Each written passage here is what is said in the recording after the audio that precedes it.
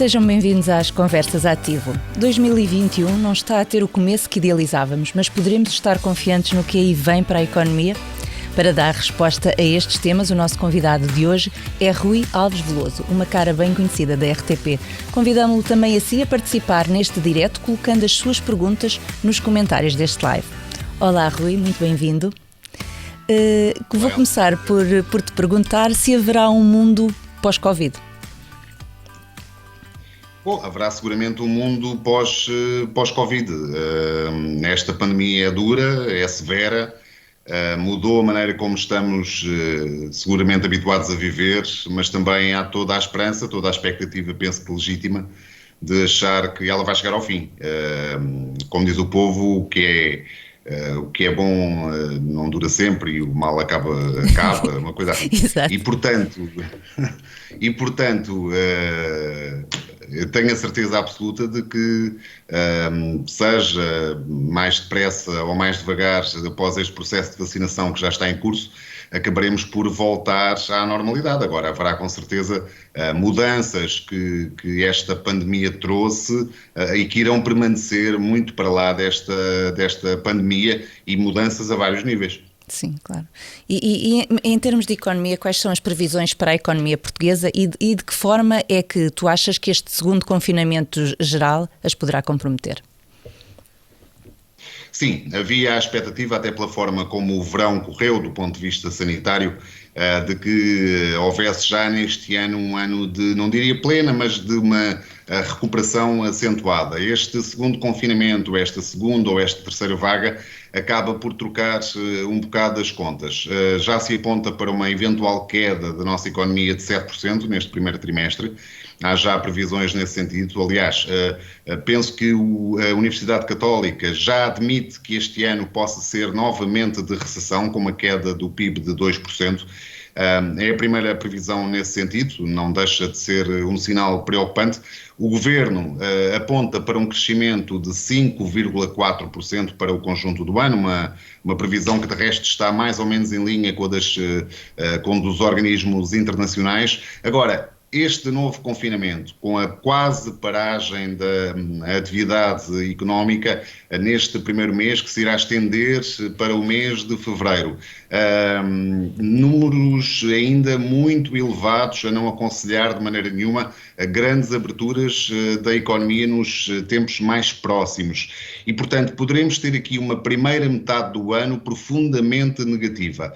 Isto significa que, mesmo quando tivermos a tal imunidade de grupo em que haja algum regresso da confiança, que possamos, na segunda metade deste ano, ter já algum reanimar da atividade económica.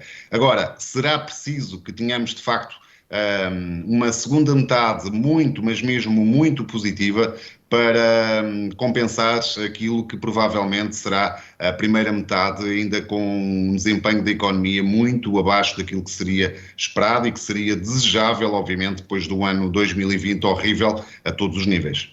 E também nessa tendência, como é que achas que se vai comportar a inflação?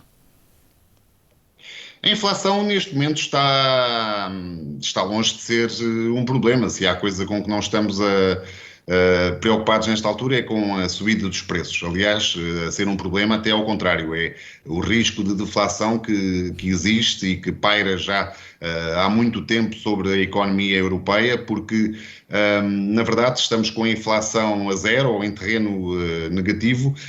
É verdade que muito disto também decorre do preço da energia e vemos, portanto, com esta paragem da atividade económica, dificilmente temos um grande acelerar da inflação, um grande disparo dos preços nos próximos tempos.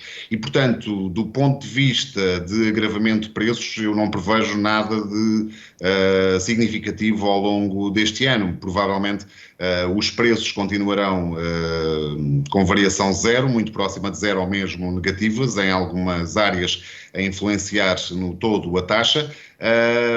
A questão da energia, como digo, é fundamental, mas também, enquanto não tivermos uma aceleração da atividade económica, não teremos, por exemplo, um aumento da procura por petróleo que faça subir os preços e, portanto, não é previsível qualquer aceleração da inflação nos tempos mais próximos. E se a reeleição do Marcelo de Sousa parou aqui um bocadinho este fim de semana Portugal, a eleição de Joe Biden parou um bocadinho o mundo. Como é que ela impacta a economia mundial? Bom, a comparação em si é simpática da tua parte, mas neste cantinho à beira-mar plantado, a reeleição de Marcelo Rebelo de Sousa não deixa de ser notícia, mas não deixa de ser uma reeleição e desse ponto de vista não oferece grande resistência ou grande crítica. Joe Biden, obviamente, abre muitas expectativas a nível internacional e se de facto havia vários focos de problema a pairar sobre a economia internacional, um deles já atenuado com alguma calma no Brexit, na saída do Reino Unido da União Europeia, em que, apesar de tudo, à última hora acabou por haver um acordo e daí podermos tirar, diria assim, pelo menos de uma maneira mais acentuada, esse problema do foco global.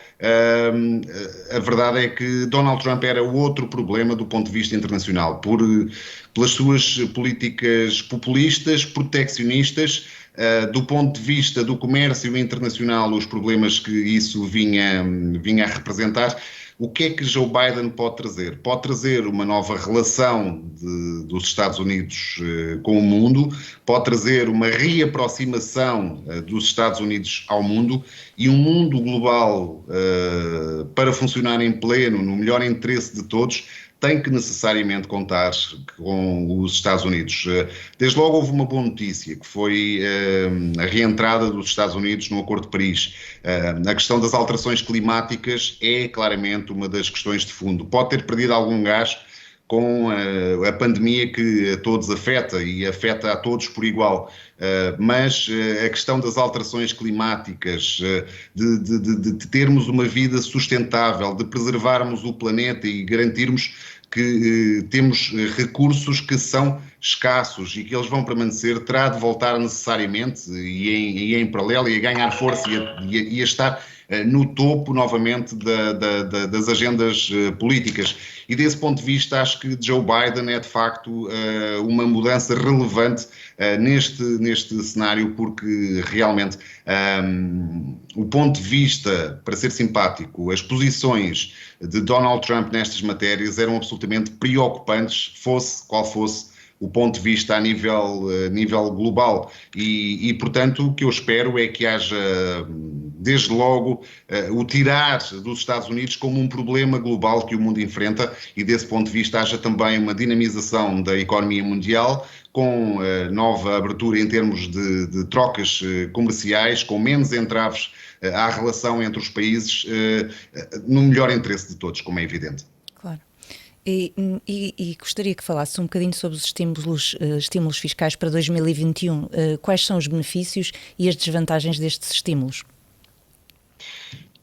Os estímulos orçamentais, do ponto de vista penso que estás a referir-te aos planos diversos que estão a acontecer um pouco por toda a parte, ainda agora.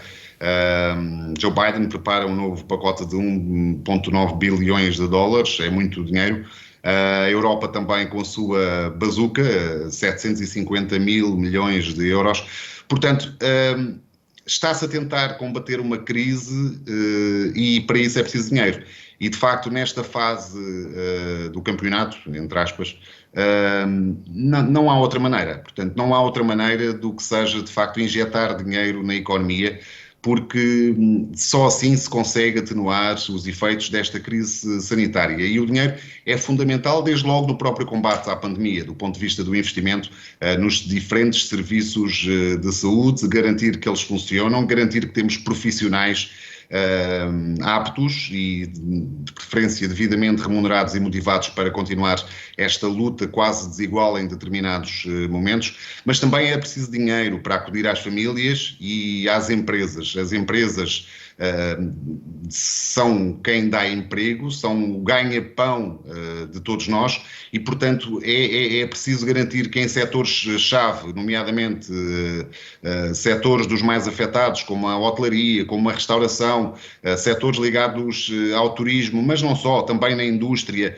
a indústria da aviação, por exemplo, vive uma crise como nunca viveu. É preciso garantir que estas empresas continuam à tona de água, continuam a produzir, continuam de portas abertas, porque, ao contrário de outras crises, esta aparentemente tem um fim à vista. Portanto, é uma questão de se conseguir esperar até que a crise chegue ao fim. E para isso é preciso dinheiro. Se um restaurante tem que fechar, e ainda aqui é um exemplo pequeno, se o restaurante tem que fechar porque tem que fechar por razões sanitárias, porque isso é obrigado, é importante que esse restaurante receba o apoio. E desse ponto de vista, os apoios públicos, seja em Portugal, seja nos Estados Unidos, seja em França, em Espanha, em onde quer que seja, são absolutamente fundamentais para que a economia permaneça preparada para o pós-pandemia. E, portanto, não há outra maneira, porque depois isto pode representar um problema para países como Portugal, porque de facto são países altamente endividados. Nós continuamos a ter a terceira maior dívida pública da União Europeia e desse ponto de vista teremos menos margem de ação e teremos de ter alguns cuidados e caldos de galinha quando se trata de gastar e de aumentar o endividamento. De qualquer das formas, o natural reativar da atividade económica permitirá também ter as receitas, a nova arrecadação de impostos que tanto caiu com esta crise, que permita depois então, num momento posterior, tão depressa quanto possível, mas essa não pode ser agora a prioridade, voltar a pensar então na consolidação das contas públicas, voltar a pensar em reduzir a dívida pública, voltar a pensar em ter excedentes orçamentais que permitam de facto combater esse fardo. Mas nesta fase, para concluir esta ideia, eu acho que a questão das injeções de dinheiro público nas economias é absolutamente decisiva. E para acomodar esta mesma expansão fiscal, em resposta ao impacto da pandemia, como é que tu achas que será a expansão monetária? Será sem precedentes? O Banco Central Europeu tem tido aqui um papel, no caso do BCE, mas também a Reserva Federal, os bancos centrais têm tido aqui um papel também decisivo no combate a esta crise. E Portugal é disso um bom exemplo. O Banco Central Europeu nesta crise está a ir até para lá do seu papel de garantir a estabilidade do sistema financeiro e, portanto, a injeção de dinheiro que tem feito na economia, também com diferentes programas de compras de ativos, tem sido fundamental para manter as taxas de juros da dívida em níveis historicamente baixos. E isso permite a países como Portugal, altamente endividados, continuarem-se a financiar a taxas de juros historicamente baixas.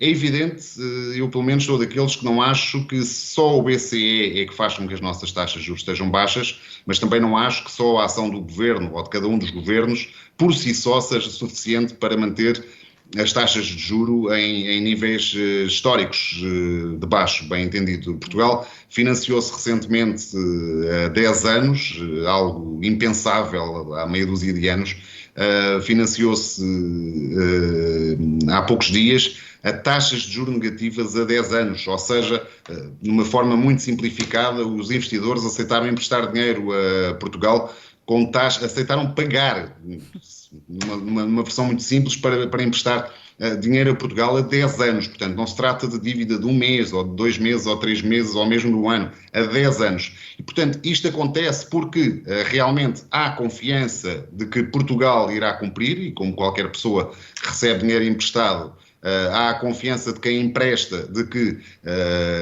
quem recebeu vai pagar. Por outro lado, também resulta, obviamente, da ação que o Banco Central Europeu tem tido nos mercados em termos de compra de ativos, mantendo realmente as taxas de juros em níveis historicamente baixos.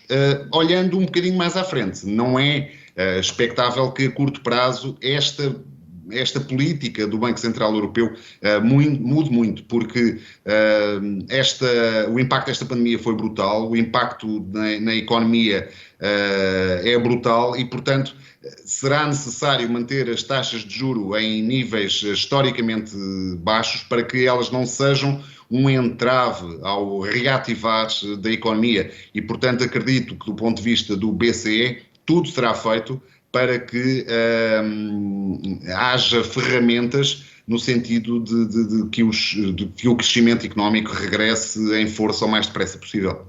Já me respondes assim a outra pergunta que eu tinha para ti, que tinha a ver precisamente com as taxas de juro historicamente baixas, se iriam manter durante um período prolongado. Eu acho que sim, acho que esse não é de facto Vamos ver.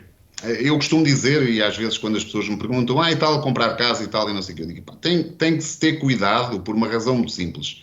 Estas taxas de juros que temos neste momento no mercado não são as taxas normais. E, portanto, quem pede dinheiro emprestado para, por exemplo, comprar uma casa e que agora consegue, por exemplo, uma taxa de juro de 0, qualquer coisinha, mais por exemplo, 1% de spread, vai ter uma taxa de juros assente em pouco mais de 1%, a prestação calculada numa taxa com pouco mais de 1%. Isto não é normal.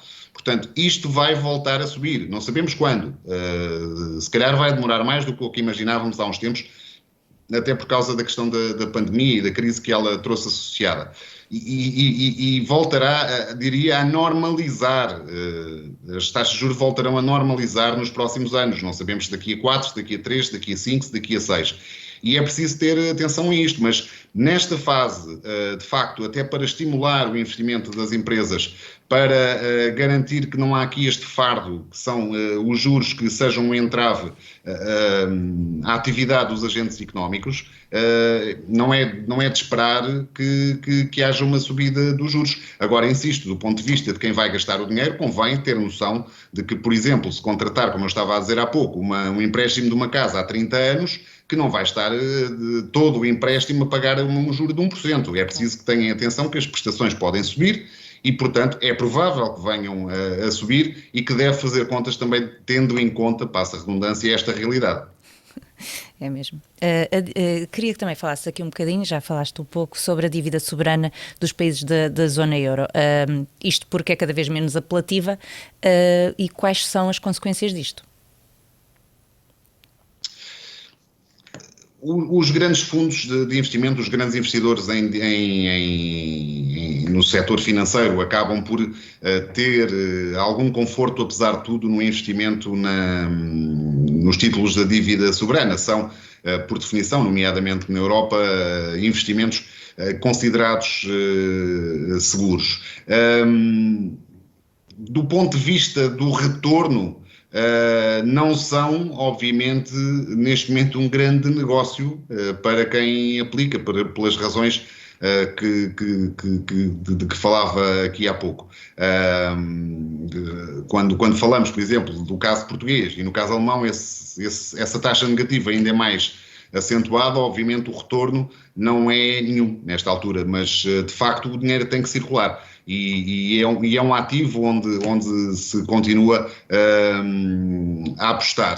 De qualquer das formas, eu acho que a questão tem que ser vista mais do lado dos Estados. Os Estados, por exemplo, o Estado português tem aqui uma oportunidade extraordinária de conseguir limpar, entre aspas assim, as suas contas no pós-pandemia, porque é muito provável que estas taxas de juro continuem historicamente baixas por mais alguns anos, até por via dessa ação de que eu falava há pouco, do Banco Central Europeu. E, portanto, é importante pensar no pós-Covid e em voltar a consolidar as contas públicas para que, aproveitando esta fase de taxas baixas, para, diria assim, endireitar as contas, permitindo libertar verbas para outras prioridades de cada um dos governos. E no momento certo, dependendo daqui também, obviamente, da evolução da pandemia, teremos que equacionar como é que se vai planear já 2022. Achas que é muito cedo para pensar nisso? Eu acho que 2021 ainda oferece algumas resistências do ponto de vista do planeamento. Para já vamos ver, todos os dias talvez seja, mas pronto, há notícias de novas estirpes deste coronavírus que é absolutamente maçador, para ser muito especialmente simpático. E, portanto, é preciso ver. Há um fator que é absolutamente decisivo para a recuperação, que é a confiança. A confiança em economia é um fator-chave. E, portanto, quando for alcançada a tal, tão desejada imunidade de grupo, vamos ver quão depressa regressará a confiança. Desde logo a confiança dos consumidores, dos clientes. Daqui a quanto tempo é que normalizarão as viagens de avião, por exemplo? Daqui a quanto tempo é que os restaurantes vão voltar a estar cheios como estavam antes da pandemia? Daqui a quanto tempo é que voltaremos a ter, por exemplo, em Portugal, a multidão de turistas que tínhamos todos os anos? A velocidade a que isto se processe vai determinar a velocidade da recuperação económica, porque do ponto de vista do cliente, do ponto de vista do consumidor, essa ação também irá determinar, em Portugal e nos outros países, evidentemente, irá determinar o comportamento das exportações, irá determinar o investimento das empresas e, portanto, vamos ver se o ano de 2021 for um ano em que, a partir da segunda metade, como eu dizia no início, já tivermos uma recuperação plena da economia, do ponto de vista do seu movimento, ou seja, já tivermos um crescimento bastante acentuado e a pandemia tiver ficado para trás, eu acredito que vamos ter um ano de 2022 extraordinário a todos os níveis. Se chegarmos ao final deste ano, ainda com muitas mazelas desta pandemia e em que ainda haja muitas dúvidas, que haja a tal confiança, ou a falta de confiança, desconfiança por parte das pessoas de que isto ainda não está resolvido, então o ano 2022 pode ficar ainda aquém daquilo que seria desejável. Mas, insisto, a questão da pandemia, a questão sanitária, a questão de como evolui a doença, como vão evoluir os contágios, vai ser decisiva para se responder também do ponto de vista económico. Claro. Diríamos que agora o maior apelo que podemos fazer às pessoas é para realmente ficarem em casa e terem cuidado e estarem em segurança. Antes de me despedir, porque realmente a conversa contigo flui sempre lindamente, gostaria que deixasses umas breves notas finais. As minhas notas vão um bocado na linha daquilo que tu estavas a dizer há pouco, e peço desculpa porque isto era suposto estar no silêncio. Já está. As minhas notas vão no sentido, de facto, de todo o cuidado é pouco. Estamos a viver um momento-chave desta pandemia. Ela não escolhe idades, ela não escolhe sexo, ela não escolhe países, não escolhe nacionalidades, não escolhe raças. Ataca a todos por igual. E a única maneira de tentarmos travar isto é, de facto, tentar evitar o contágio. Tentando evitar o contágio, também conseguimos baixar os números. Conseguimos baixar os números do ponto de vista económico, e é também por isso que eu estou aqui a falar, conseguiremos seguramente melhores resultados, porque confinamentos mais acentuados, encerramento da atividade, não será tão necessário se conseguirmos baixar o nível de contágio. E, portanto, a minha mensagem basicamente é esta: a melhor maneira de nos ajudarmos, de ajudarmos a economia do país, de ajudarmos o país, nos ajudarmos todos uns aos outros, é de facto evitar o contágio e, o mais possível, permanecer em casa. Muito obrigada, Rui. Obrigada por estares aqui connosco hoje. Nós ficamos por Obrigado. aqui e acompanhe-nos na nossa página de Facebook e do Instagram. Descubra qual é o tema de fevereiro e até lá, mantenha-se em segurança.